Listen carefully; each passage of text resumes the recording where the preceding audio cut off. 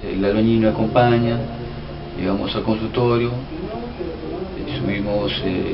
subí el cuerpo, ya tenía el cuerpo en el auto y de ahí nos fuimos para Villa María.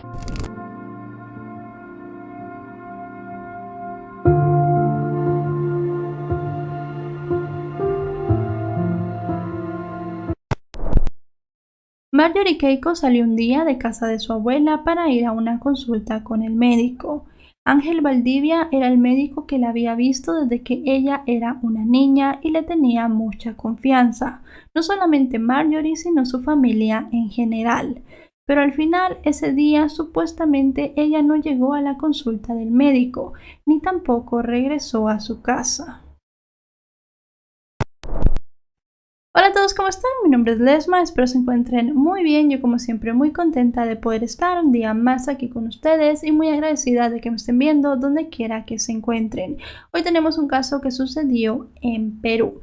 Antes de empezar, si me escuchan que estoy hablando diferente, tengo algunos problemas, más que todo en las encías, porque estoy empezando un tratamiento de ortodoncia invisible y pues los ataches que me están poniendo me están haciendo un poco de daño, entonces ahora me está costando hablar un poco más. Lo digo ahora porque lo iba a decir al final, pero sé que hay muchos que lo van a comentar ahora que me escuchen hablar, así que eso es lo que está pasando.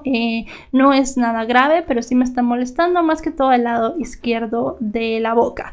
Pero es algo que se me va a quitar ya en unos días, así que seguramente solo este video me escuchen hablar así, pero se los quería comentar.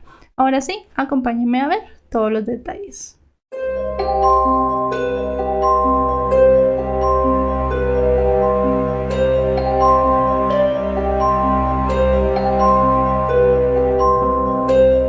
Marjorie Keiko Bonet Vega nació en Lima, Perú, el 15 de junio de 1996, la única hija de Rosa Vega y Carlos Victorio.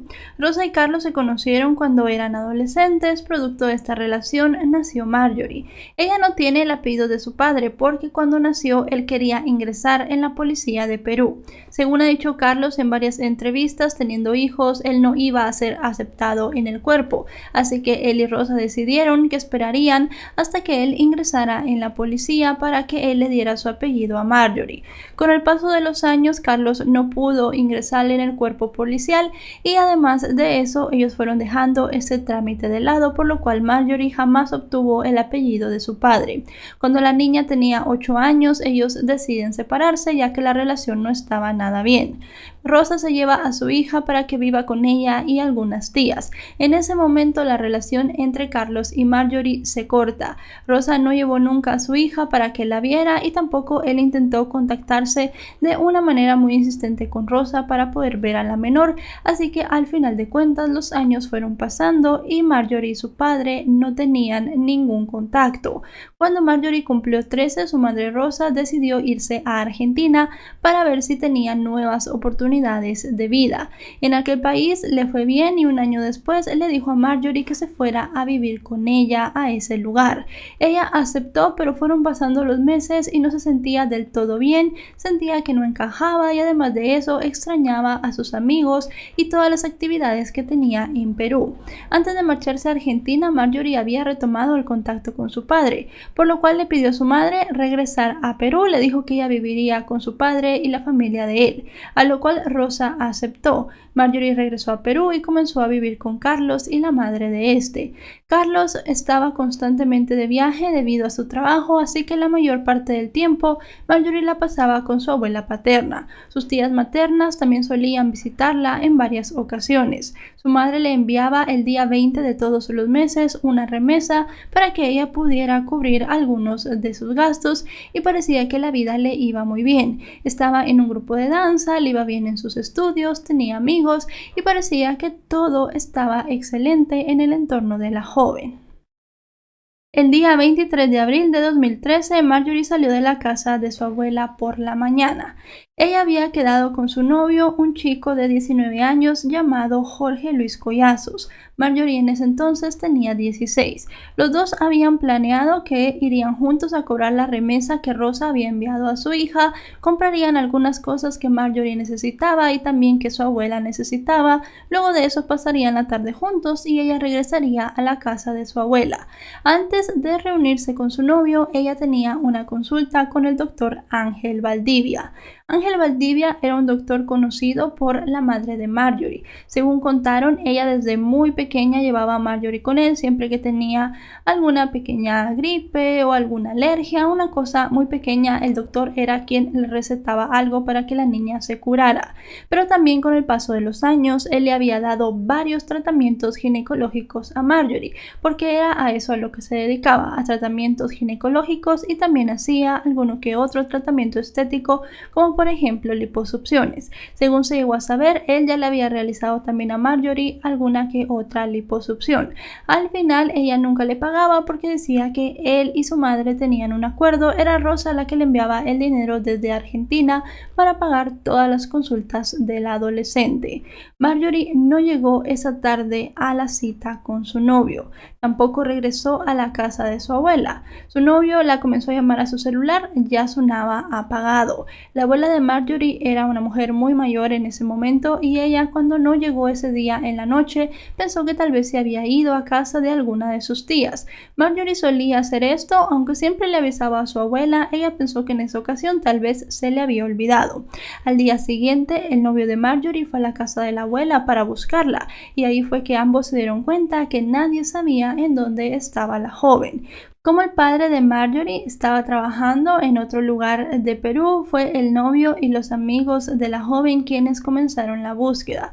Ella no se había llevado dinero, no se había llevado ropa ni sus documentos. Estaba todo en la casa de su abuela, por lo cual el hecho de ponerse a pensar que tal vez ella se había querido ir por su cuenta fue descartado rápidamente.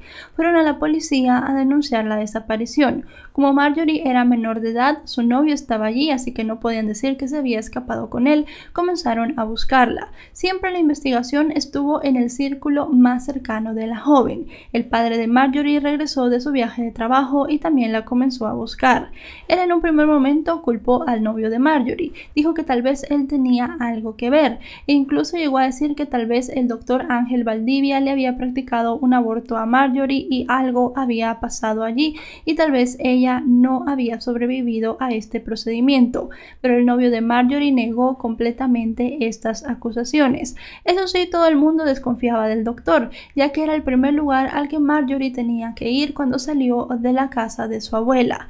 La policía lo interrogó. Él dijo que no había visto a Marjorie en un mes, que ese día la joven no había llegado a la cita. La policía lo increpó en una cosa: él atendía siempre de tarde, y ese día Marjorie tenía que llegar a la consulta a las 9 de la mañana. Él dijo que lo había hecho porque le haría una intervención que tardaría algunas horas. Aquí también hubo muchas discrepancias, porque la abuela de Marjorie dijo que ella iba al doctor por una infección urinaria, mientras que el médico decía que Marjorie iba a llegar ese día para hacerse una liposucción. Al final siguieron pasando los días y nada se sabía de la joven de 16 años. Obviamente la preocupación de sus amigos, familiares y de su novio crecía con el paso de los días. La policía continuó con sus investigaciones y gracias a estas investigaciones pudieron tener acceso a una cámara de seguridad. Esta cámara de seguridad daba a la clínica del doctor Valdivia, no de manera directa, o sea, no daba al frente, pero sí a un costado, y se podía ver básicamente todo lo que sucedía, al menos en la parte de fuera. Fueron con la persona que tenía esta cámara, era un vecino del doctor y tenía todas las horas de grabación guardadas. Fueron hasta la hora y el día en el que supuestamente Marjorie no había llegado a la consulta, pero para sorpresa de los oficiales, Marjorie sí había llegado. El doctor Ángel Valdivia había mentido. Marjorie había llegado a las 8:44 más o menos de la mañana ese día. Cuando ella llegó, el doctor no estaba en la consulta, así que lo esperó fuera unos minutos. minutos. El doctor llegó casi a las 9 de la mañana, abrió la clínica y ambos entraron. Media hora después se puede ver cómo la enfermera del doctor Valdivia entra a la consulta y unos 20 minutos después de eso ella sale. Sale con unas cosas, un colchón, las partes de una cama y otros objetos. Hay un taxi que la está esperando y comienzan a meter todas estas cosas. Según se llegó a saber, la enfermera había renunciado ese día y se estaba llevando algunas cosas que eran de ella de la clínica. Luego de eso pasan varias horas hasta que a las 3 de la tarde se ve como el doctor Valdivia sale. No se ve a Marjorie salir en ningún momento de la clínica. Luego de eso él regresa y a las 7 de la noche más o menos llega un hombre. Era un albañil que él había contratado. Él entra a la clínica, luego de eso ambos salen con un bulto. Este bulto lo meten en el automóvil del doctor Ángel Valdivia y luego de eso se van. Esa era toda la historia que había en la cámara. Luego de eso pues hay grabaciones de la noche donde se ve que el doctor vuelve a entrar, pero en ningún momento, como les digo, se ve a Marjorie salir. Así que aquí la policía ya puso todas sus sospechas sobre el doctor y llegaron a girar una orden de captura en contra de él. Además de eso estaba el testimonio del novio de Marjorie. Él dijo que ella iba regularmente con el doctor porque él le hacía diversos tratamientos. Como les dije, algunos estéticos y otros de tipo ginecológico. Pero el novio de Marjorie dijo que ella siempre que salía de la consulta del doctor salía mareada. Parecía que estaba ida, como que si hubiese estado drogada y no se sentía muy bien durante varias horas después de esto. Él dijo que el doctor le había dicho que esto era algo normal en los tratamientos que él estaba haciendo.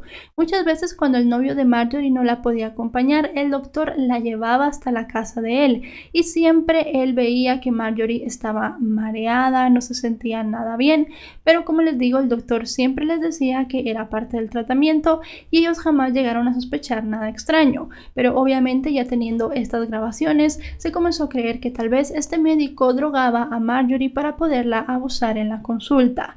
Cuando salió todo esto, varias mujeres salieron a hablar. El doctor Ángel Valdivia las había drogado y las había abusado en la consulta e incluso había practicado varios abortos a algunas de ellas sin que ellas le dieran la autorización.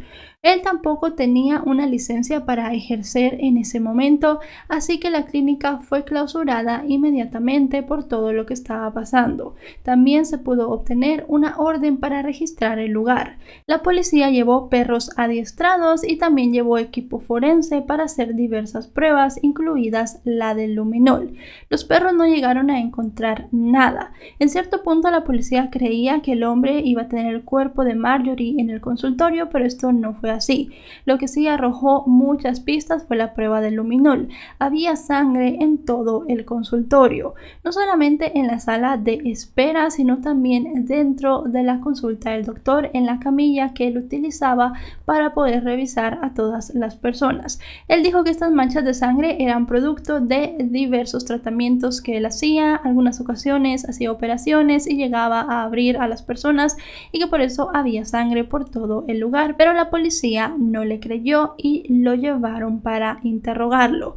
Al final, después de un interrogatorio de más de 6 horas, Ángel Valdivia confesó que en efecto él le había quitado la vida a Marjorie, pero dijo que todo había sido producto de un tratamiento que había salido mal. Supuestamente ese día Marjorie había llegado para una liposucción, pero que él no había puesto la cantidad indicada de anestesia, sino que había puesto más y que la joven ya no había reaccionado.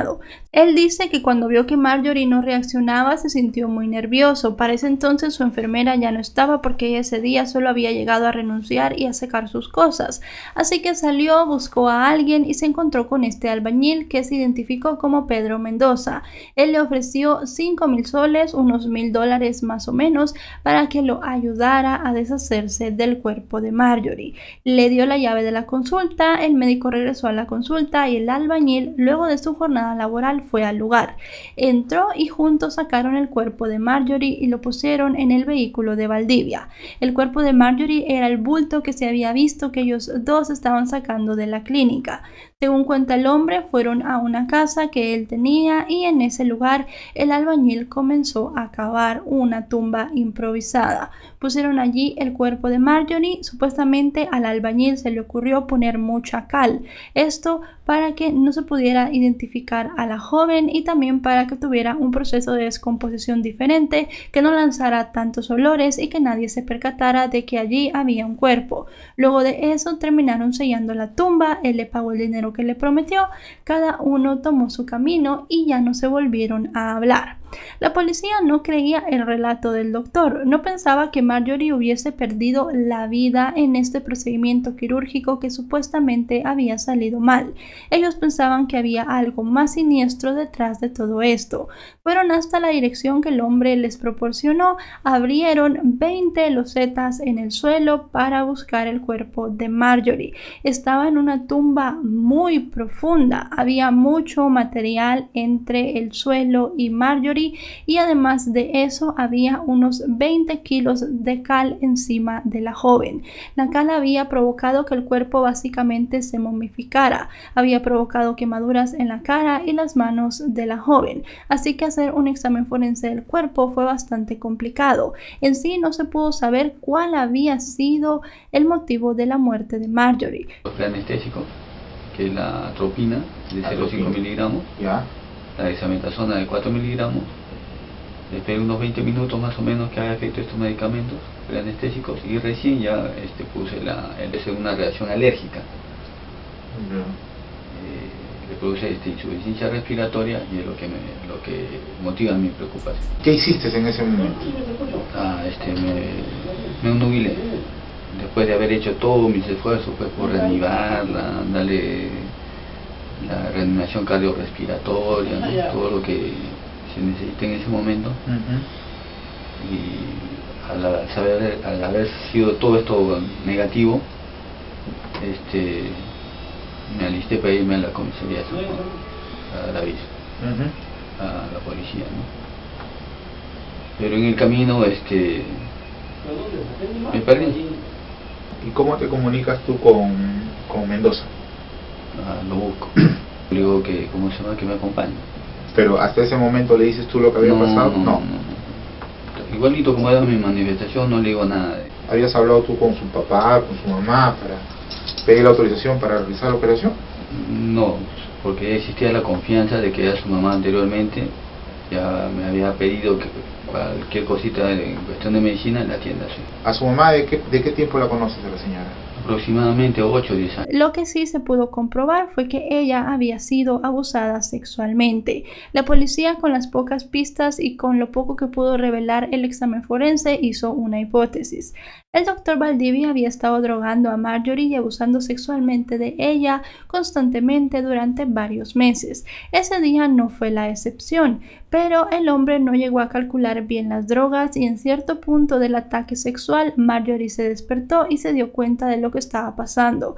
Ella tuvo una crisis nerviosa, lo que provocó que dejara de respirar y el médico en ningún momento la auxilió porque sabía que ella lo había descubierto y lo mejor para él era que la joven perdiera la vida. Al final él salió a traer a este albañil, el albañil llegó, sacaron el cuerpo y lo fueron a enterrar como él ya había contado. Esa era la hipótesis que la fiscalía tenía y la que llegó a mantener durante todo el juicio, pero Valdivia seguía diciendo que no era así, que todo había sido un accidente y que él en ningún momento ni había abusado de Marjorie ni había intentado quitarle la vida, pero con los antecedentes que tenía no le llegaron a creer, porque cada vez más iban saliendo más mujeres que decían que habían sido abusadas por este hombre. Se llegó a saber que por los supuestos procedimientos que el médico le había hecho a Marjorie, él le había cobrado a la madre de ella entre $500 y $1,000 por cada uno. La madre de Marjorie negó ciertas acusaciones, como por ejemplo la de que Marjorie había tenido un aborto hecho por este doctor en la clínica a sus 13 años. Ella dijo que esto era completamente falso. También llegó a decir que confiaba en el doctor hasta el día que todo esto pasó, ya que lo conocía desde hacía varios años y siempre siempre había sido una persona de confianza. Era por eso que dejaba que su hija fuera sola con él e incluso le llegó a decir a Carlos, el padre de Marjorie, que la dejara ir sola porque era una persona de confianza. Pero ya en ese momento se dio cuenta que no era así y pidió que se le diera todo el peso de la ley. La fiscalía, la acusación, estaba pidiendo 35 años de cárcel para el hombre.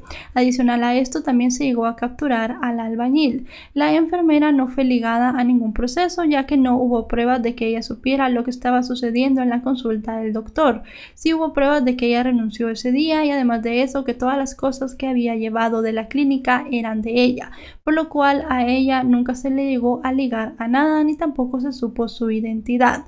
Al final, en el año 2016 se dio una condena. El día 17 de febrero de 2016 terminó el juicio y ambos fueron declarados culpables de homicidio simple.